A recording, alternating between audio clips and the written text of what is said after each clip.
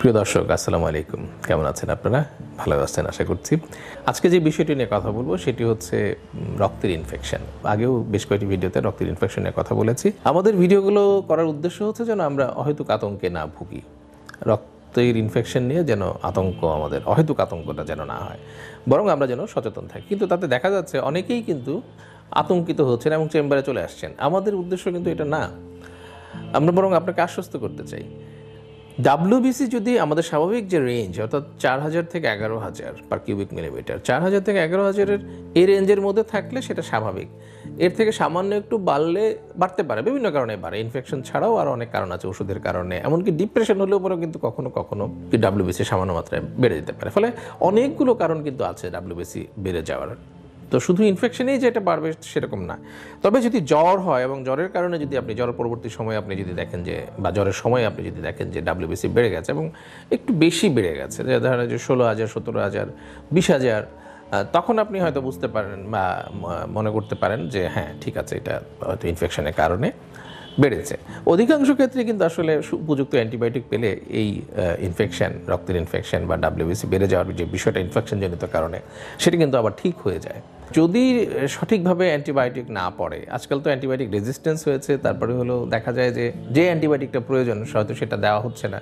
Maximum antibiotic resistant থাকে, হয়তো অল্প কয়েকটা সেন্সিটিভ আছে, সেই সেন্সিটিভ অ্যান্টিবায়োটিকগুলো যদি না দেওয়া হয় তাহলে কিন্তু ডাব্লিউবিসি বেড়ে যাবে, বৃদ্ধি থাকবে এবং রক্ত ইনফেকশন ছড়িয়ে পড়বে। তো রক্তের ইনফেকশন মানেই যে একটা মানুষ মারা যাবে বা সেটা খুব ভয়ঙ্কর কিছু, এটা সবসময় না। তবে আমাদেরকে সতর্ক হতে হবে, আবার এটাকে আতঙ্কিত হওয়া চলবে না যে খুব ভয়ের কিছু। হ্যাঁ, তো সচেতন হতে হবে। অ্যান্টিবায়োটিক পেলে এবং সঠিকভাবে চিকিৎসা করলে এটা কিন্তু ঠিক হয়ে যায়। বিশেষ করে একটু বয়স্ক যারা আছেন বা বাচ্চা যারা আছেন তাদের ক্ষেত্রে একটু সতর্ক থাকতে হয়, কারণ তাদের তো ইমিউনিটি কম। ফলে সঠিক অ্যান্টিবায়োটিকটা সিলেকশন করা, সঠিক ডোজে সিলেকশন করা, এটি ইম্পর্টেন্ট। এবং দীর্ঘ সময় যদি ধরে দেখেন যে ডাব্লিউবিসি ক্রমশ বেড়েই যাচ্ছে বা কমছে না, তখন আপনি চিকিৎসকের পরামর্শ নিতে পারেন বা একজন হিমাটোলজিস্টের পরামর্শ আপনি নিতে পারেন। এর আগে আমার মনে হয় যে খুব একটা দরকার হবে না। অল্প বিস্তর ডাব্লিউবিসি বাড়াটা এটা এমন কোনো দোষের কিছু না। আরেকটা বিষয় আছে, অনেকেই মনে করেন ডাব্লিউবিসি বাড়লেই কি সেটা ভাবেন যে বোধহয় ক্যান্সার। না, এটা সবসময় সত্য নয়।